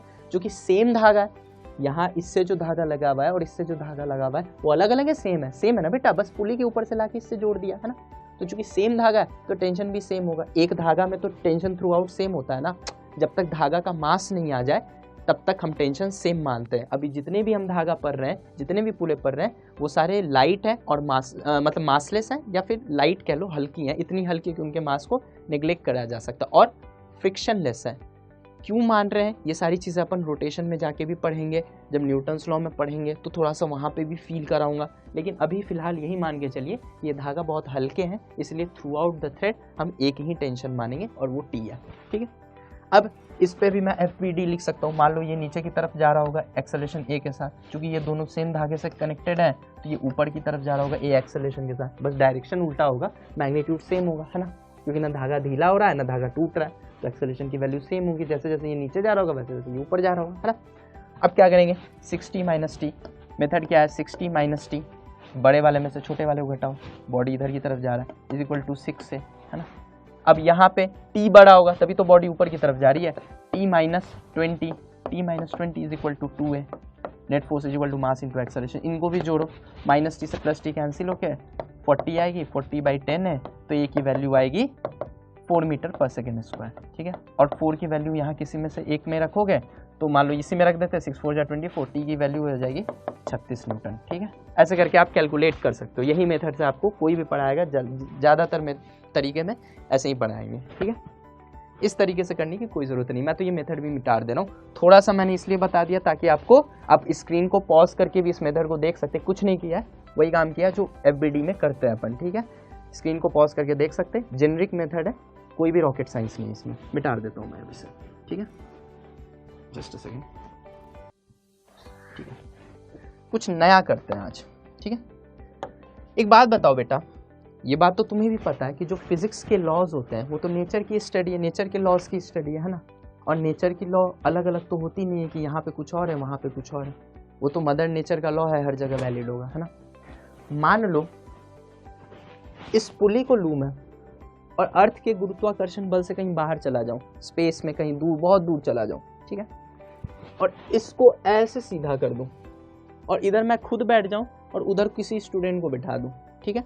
मैं एक ऐसी जगह चला गया हूं जहां कोई गुरुत्वाकर्षण बल नहीं है, ठीक है, और ये 6 kg यहाँ बिठा दूं और कनेक्ट करके यहाँ 2 kg यहाँ बिठा दूं, 2 kg यहाँ बिठा दूं, ठीक है, और मैं खुद यहाँ बैठ के इधर की तरफ 60 न्यूटन का फोर्स लगाने लग जाऊं और इधर की तरफ अपने स्टूडेंट को बिठा के बोलूँ 20 न्यूटन से खींच दूँ, ठीक है।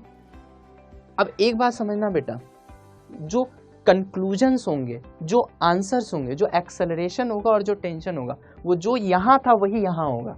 पूछो क्यों? क्योंकि फिजिक्स को थोड़ी पता है कि तुम अर्थ पे हो, मून पे हो या कहाँ हो, उसके लॉस तो हर जगह वैलिड है ना।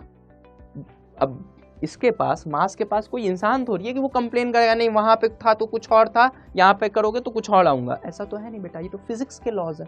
आप मैकेनिज्म समझने की कोशिश कीजिए, यहाँ पे क्या हो रहा है, 60 न्यूटन से अर्थ इसको अपनी तरफ खींच रही है, ये चूंकि धागा से कनेक्टेड है 2 kg से और 20 न्यूटन से इसे भी खींच रही है, चाहते हुए या बिना चाहे, नोइंगली या अननोइंगली, फील करिए हो क्या रहा है, ये 60 न्यूटन से 6 kg को खींचना चाह रहा है, ये 20 न्यूटन इसका ओपोज कर रहा है, यस और नो, सबको समझ में आ रहा है।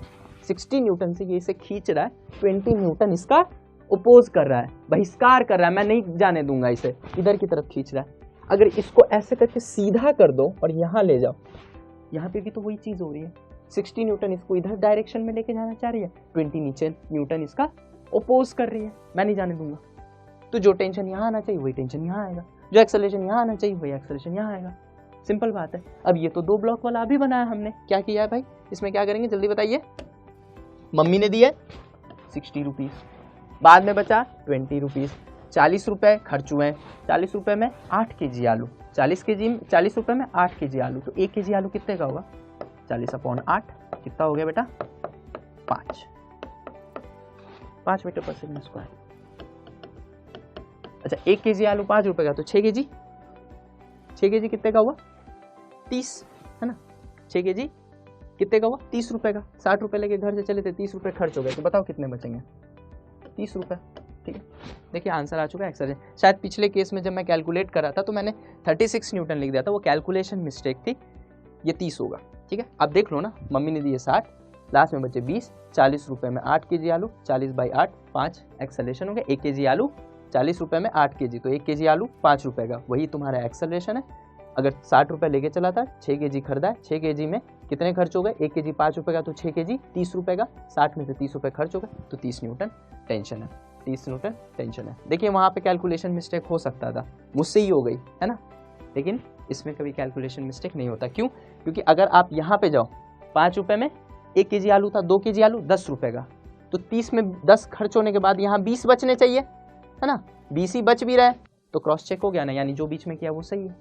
और यही अगर मैंने 36 लिख लिया होता तो 36 में से 10 घटने के बाद 26 बच रहे होते, जबकि यहाँ असल में 20 बचने चाहिए, तो तुरंत क्रॉस चेक हो जाता कि मैंने कैलकुलेशन में कुछ ना कुछ मिस्टेक किया। तो सबसे शॉर्ट भी है और सबसे सही भी है।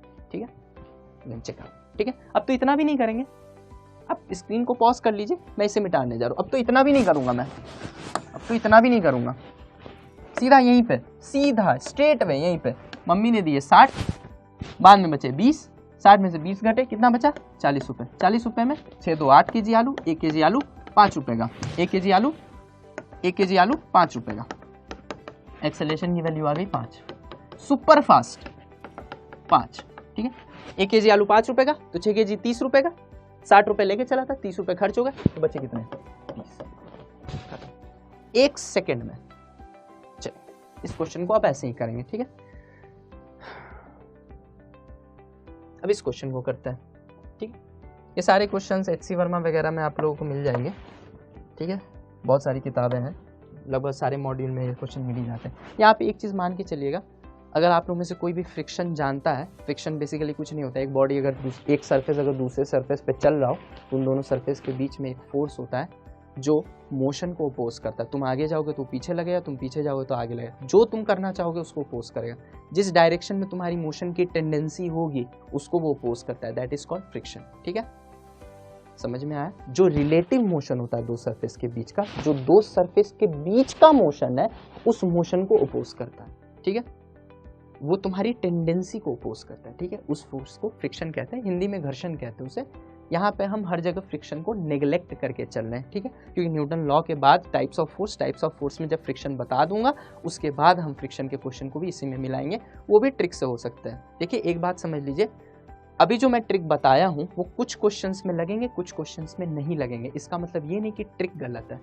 जब मैं एक बार कंप्लीट चैप्टर पढ़ा दूंगा तो सारे क्वेश्चंस आपसे ओरली होंगे, इस बात की मैं रिटन गारंटी दे सकता हूँ।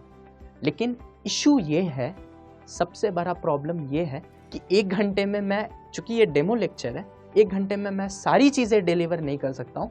तो इस तरीके की जितनी भी क्वेश्चंस होंगी उसमें आपकी ये ट्रिक लगेंगी और आंसर आएगा। ठीक है, और ट्रिक कुछ नहीं है, ये एक तरीके का कैलकुलेशन को मैंने एक कहानी पे बैठा के समराइज कर दिया। और ऐसे ही फिजिक्स में हम हर जगह कर सकते हैं, और हम बेसिक कॉमन सेंस यूज कर रहे हैं, और इसके मदद से फिजिक्स को बहुत आसान बनाया जा सकता है। ठीक है, ध्यान से समझिएगा इस चीज़ को। मान लीजिए नीचे के डायरेक्शन में 60 न्यूटन है। ठीक है, और इस डायरेक्शन में कोई फोर्स नहीं है। क्यों कोई फोर्स नहीं है?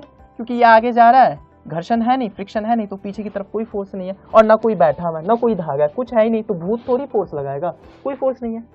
ऐसा थोड़ी यहाँ कोई भूत था, 0 न्यूटन। कुछ बच्चों को कंफ्यूजन होता है, सर लेकिन इसका अपना वेट तो होगा नीचे की तरफ 40 न्यूटन, इसको क्यों नहीं कंसीडर कर रहे हो? देखो बेटा एक चीज समझ लो, जिस लाइन में मोशन हो रहा है उसके 90 डिग्री पे अगर फोर्स लगता है ना तो उस फोर्स का होना ना होना बराबर होता है, ठीक है। सर्कुलर मोशन में जब जाके हम देखेंगे वहां पे वो जो फोर्स लगेगी लाइन ऑफ मोशन के अगर 90 डिग्री पे लग रही है तो वो सर्कुलर मोशन करा सकती थी, है ना, फोर्स सर्कुलर मोशन करा सकती थी। बट यहाँ सर्कुलर मोशन होने का कोई स्कोप ही नहीं है। क्या जमीन तोड़ के ऐसे थोड़ी गोल घूमने लग जाएगा, नहीं घूम सकता है ना, ठीक है। तो जिस लाइन में मोशन हो रहा है उसके 90 डिग्री पे अगर कोई फोर्स लग रहा है तो उस लाइन में जो मोशन हो रहा है उस मोशन में इस फोर्स का कोई योगदान नहीं है, ठीक है। इसके साथ एक चीज तो फिक्स है कि जमीन तोड़ तो देगा नहीं, जब भी चलेगा इसी लाइन में चलेगा, है ना। ऐसा तो कोई ऑप्शन है नहीं कि जमीन तोड़ के अंदर घुस के ऐसे गोल घूम के आ गया, नहीं। मान के चल रहे हैं हम क्वेश्चन में कि जमीन नहीं टूट रही है बेटा, सीधा इस लाइन में ही मोशन होगी, जब भी होगी इसी लाइन में मोशन होगी और फोर्स हमेशा उसके 90 डिग्री है, तो फिर फोर्स का होना ना होना बराबर होता है। क्यों? लॉजिक अगर समझना है समझिएगा। इस फोर्स का इस डायरेक्शन में या इस फोर्स का इस डायरेक्शन में अगर कंपोनेंट ले तो वो होगा F cos 90 और cos 90 जीरो होता है तो F इंटू जीरो जीरो हो गया। यानी इस फोर्स का इस डायरेक्शन में जब कंपोनेंट ही जीरो है, कंपोनेंट मतलब क्या होता है, उस फोर्स का उस डायरेक्शन में इफेक्ट इन्फ्लुएंस, है ना। तो जब उस फोर्स का इस डायरेक्शन में इन्फ्लुएंस इफेक्ट ही जीरो है तो उसका होना ना होना बराबर है उस लाइन ऑफ मोशन के लिए। ऐसा नहीं कह रहा हूं कि वो नहीं होता तो भी काम चल जाता, ऐसा नहीं है। ये 40 न्यूटन है, उसके बदले नॉर्मल आ रहा होगा, दोनों बैलेंस कर रहे होंगे, ये मैं नहीं कह रहा हूं। मेरे मोशन के लिए उसका होना ना होना बराबर है, ये कह रहा हूं, ठीक है। अब समझिएगा, ध्यान से समझना। तो इसको तो हटा दो भाई, मेरे मोशन में फिलहाल इसका कोई काम नहीं है, ठीक है। अब समझिएगा, इसको अगर मैं सीधा कर दूं, इधर 60 इधर 0, सेम क्वेश्चन है, सेम क्वेश्चन है। वहां पे 4-5 ब्लॉक थे, यहाँ पे 2 है। इसको सीधा कर लो ऐसे करके, इसको ले जाओ स्पेस में। अब इतना भी दिमाग नहीं लगाएंगे, सीधा करेंगे। ये ऐसे करके ले जाओ, ये 60 ये 0। मम्मी ने दिए कितने 60 रुपीज, लास्ट में कितने बचे 0। 60 रुपीज पे 6 4 10 kg आलू, तो 60/10 क्या हो गया acceleration 6 metre per second square, ठीक है। Acceleration 6 metre per second square, इसकी भी acceleration 6 metre per second square, ठीक है। 1 kg आलू जितने का है ना, 60 रुपए थे, लास्ट में बचे 0 रुपए। घर पे आया तो कोई पैसे नहीं बच रहे, मतलब 60 रुपए पूरे के पूरे खर्च हो गए, है ना।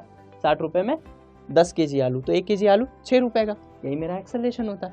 अच्छा, 1 kg आलू 6 रुपए का, पहले शॉपिंग क्या की 6 kg की, तो 1 kg 6 रुपए का, तो 6 kg 36 रुपए की, तो 60 रुपए लेके चले थे, 36 रुपए खर्च हो गए, तो कितने बचेंगे, ऑब्वियस सी बात है 24 रुपए, 24 रुपए, ठीक है। ठीक है, आप यहाँ भी चेक कर सकते हो, 24 - 0 नेट फोर्स 24 हो गया, 24/4 force upon mass is acceleration, 24/4 6 आता है, अपने आप बैठेगा। ऐसे भी सोच सकते थे 24 रुपए है, 1 kg आलू 6 रुपए का, 4 kg आलू 24 रुपए का, 24 - 24 यहाँ 0 बचना चाहिए मेरे हिसाब से, सच में भी 0 ही बच रहा है, मतलब क्रॉस चेक हो गया, मतलब मैंने जो किया है वो बिल्कुल ठीक किया है ना। चलिए तीसरे क्वेश्चन पे आते हैं, ठीक है, जल्दी। यहाँ पे देखिए, इस क्वेश्चन को ध्यान से देखें, आप 1 मिनट स्क्रीन पॉज करके इसको नोट कर लीजिए, क्योंकि मैं ये क्वेश्चन मिटाने जा रहा हूं अभी। बस अब यहां देखिए,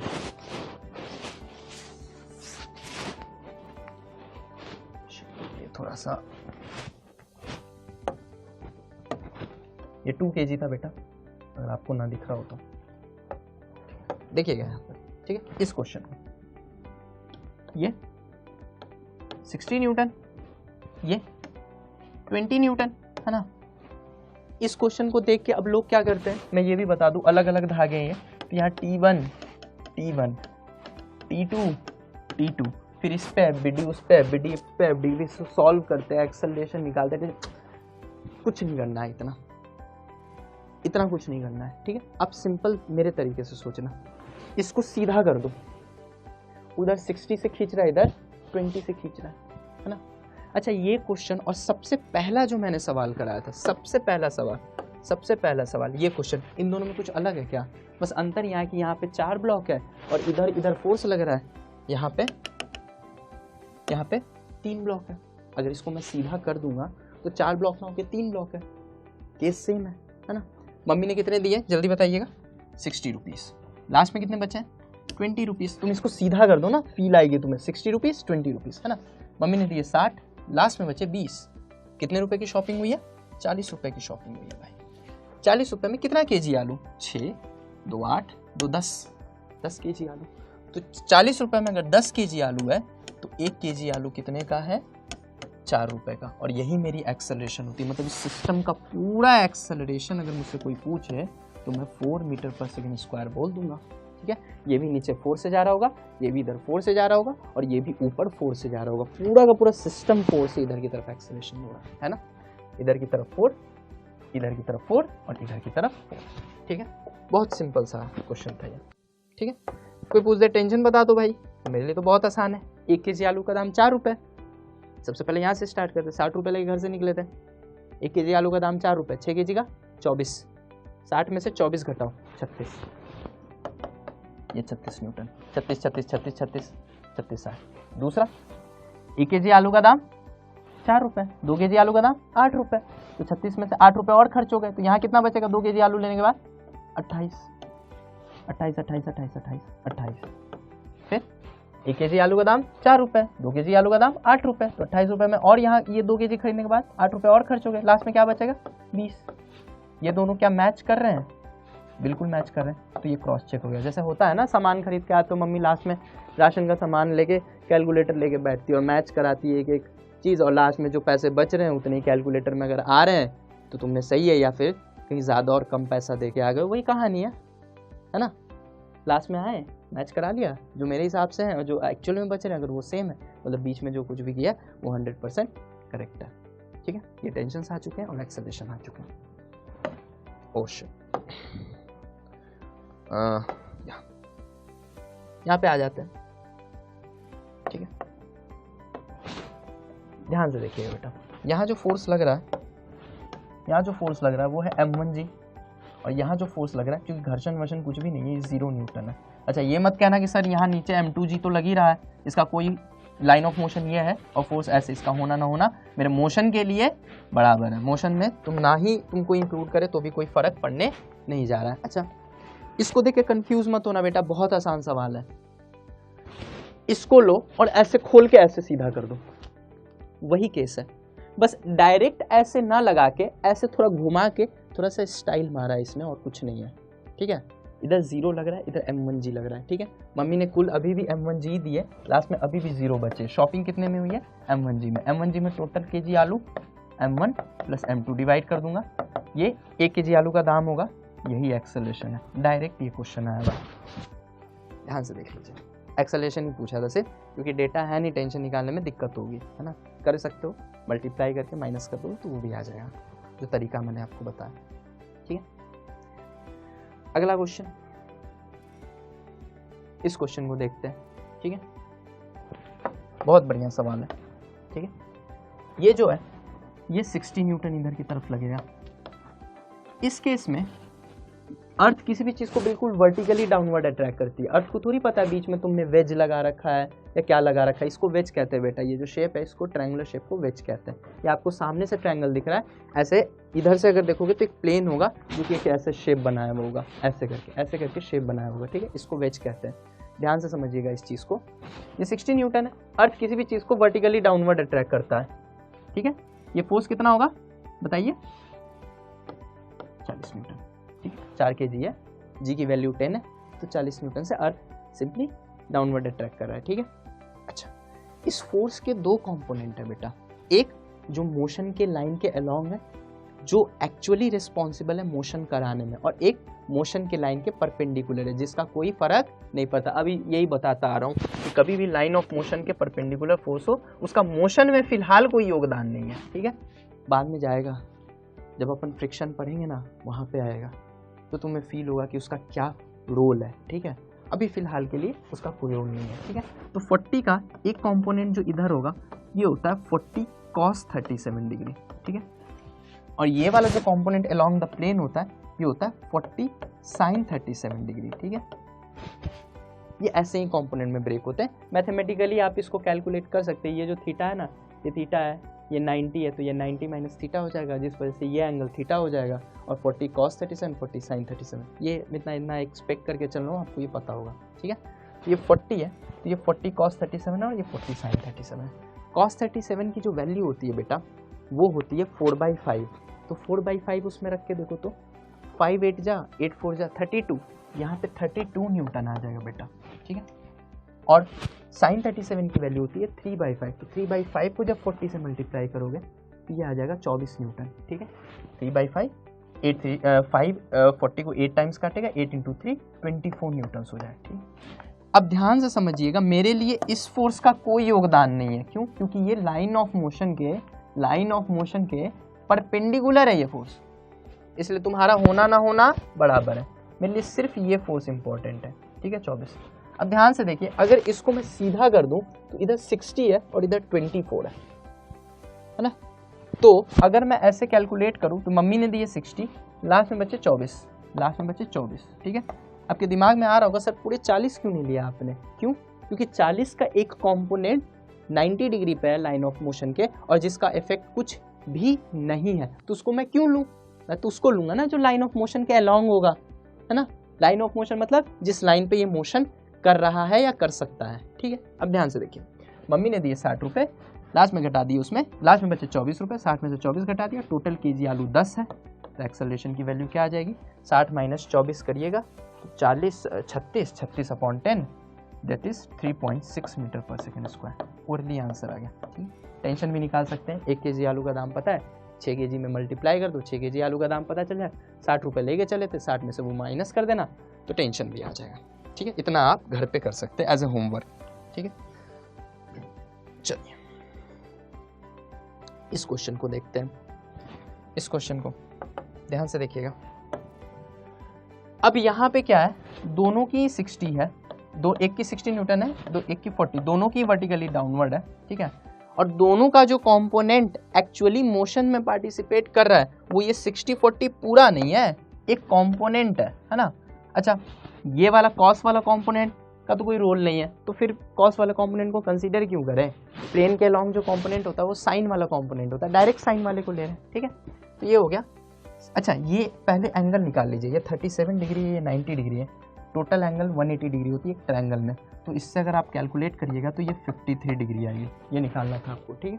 अब ये क्या हो गया, 60 साइन 53 डिग्री, ठीक है, साइन 53 डिग्री। याद रखिएगा साइन 53 जो होता है वो कॉस 37 के बराबर होता है, क्योंकि दोनों कॉम्प्लीमेंट्री एंगल से दोनों का सम 90 डिग्री है, तो एक थीटा है तो दूसरा 90 माइनस थीटा है, दैट्स वाई साइन 53 की वैल्यू कॉस 37 होता है। कॉस 37 की वैल्यू होती है 4/5, तो 4/5 वहाँ मल्टीप्लाई करोगे तो ये आ जाएगा 48 न्यूटन। इतना तो घर में भी करके देख सकते हो, 48 न्यूटन, या फिर कैलकुलेशन अच्छा है ऐसे ही माइंड से निकाल सकते हो। कोशिश करिए जब अपन पढ़ेंगे भी थ्रू आउट ईयर, मैं कैलकुलेशन ऐसे ही थोड़ा फास्ट करवाने की कोशिश करूँगा आपसे क्लास में, पहले ट्रेन करूँगा कि कैसे होता है कैलकुलेशन फास्ट, ऐसे नहीं हवा में, पहले प्रॉपर ट्रेनिंग दूंगा, ठीक है। कुछ चीज़ें आपको सिखाऊंगा, ठीक है, कुछ टेक्निक्स सिखाऊंगा, ठीक है, ताकि आपका कैलकुलेशन फास्ट हो जाए, ताकि एग्जाम में भी देखो एक दिन में कोई वंडर नहीं होता, आपको जब हैबिट में आ जाएगा ना कैलकुलेशन फास्ट होना, तो वहाँ पे भी आप ऐसे करोगे चुटकियों में, ठीक है, चाहे मेडिकल हो चाहे IIT की हो, आपसे कैलकुलेशन बहुत फास्ट हो जाएंगे, ठीक है।